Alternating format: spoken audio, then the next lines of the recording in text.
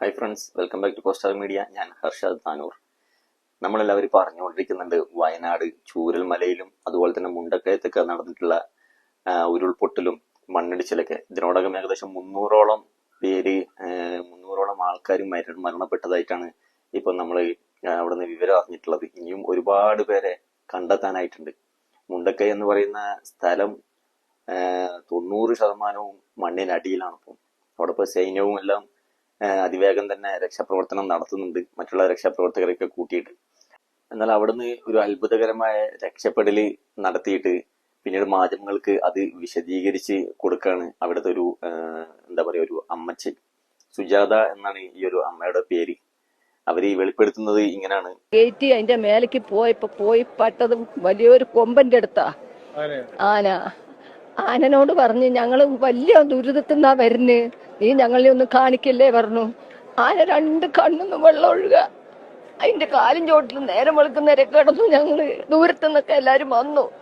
പിന്നെ അവര് ഞങ്ങളെ കൊണ്ട് എത്തിച്ചത്.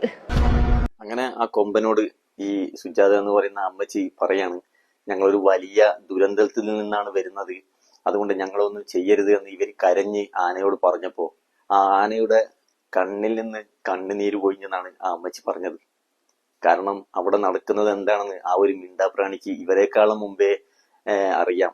കാരണം മൃഗങ്ങൾക്കും പക്ഷികൾക്കും ഇങ്ങനത്തെ വലിയൊരു അപകടങ്ങൾ വരുമ്പോ സൂചന കിട്ടുമെന്ന് നമുക്കറിയാലോ. അപ്പോ അതുകൊണ്ടായിരിക്കാം നേരം പുലരുവോളം ആ ആനകൾ, ഒരു 3-4 ആനകൾ ഉണ്ടായിരുന്നു എന്നാണ് ആ അമ്മച്ചി പറഞ്ഞത്. പുലരുവോളം ആ ആനകളായിരുന്നു, ആനകളുടെ കൂടെ ആയിരുന്നു ഇവര് കഴിഞ്ഞത്. ദേഹമാസകലം ഫുള്ള് മുറിവുകളും പരിക്കുകളൊക്കെ ഉണ്ടായിരുന്നു. പിന്നെ ആരൊക്കെയോ വന്നാണ് രക്ഷിച്ചത് എന്നാണ് ഈ ഒരു സുജാതമ്മച്ചി പിന്നീട് മാധ്യമങ്ങളോട് പറഞ്ഞത്. എന്തായാലും അത് അത്ഭുതകരമായ ഒരു രക്ഷപ്പെടൽ തന്നെയാണ്. അവര് പറഞ്ഞ പോലെ ഏത് ദൈവമാണ് അവരെ രക്ഷിച്ചതെന്ന് അവർക്ക് പോലും അറിയില്ല. കാരണം ദൈവം ആദ്യം ആനയുടെ രൂപത്തിലാണ് അവരുടെ മുമ്പിൽ രക്ഷപ്പെട്ടത്. പിന്നീട് മനുഷ്യന്റെ രൂപത്തിൽ അവരവിടുന്ന് രക്ഷിച്ച് കരക്കെത്തിച്ച് തിരിച്ച് ജീവനിലേക്ക് തന്നെ. അത് വലിയൊരു അത്ഭുതം തന്നെയാണ്. എല്ലാവർക്കും എല്ലാം ക്ഷമിക്കാനുള്ള ക്ഷമ ദൈവം നൽകട്ടെ എന്ന് നമുക്ക് പ്രാർത്ഥിക്കാം. ഈ വീഡിയോ ഞാൻ ഇവിടെ വെച്ച് നിർത്തുന്നു. ബാക്കി വിവരങ്ങളെല്ലാം നമുക്ക് അടുത്ത വീഡിയോയിൽ പറയാം. അപ്പൊ ഇനി അടുത്ത വീഡിയോയിൽ കാണാം. ബൈ.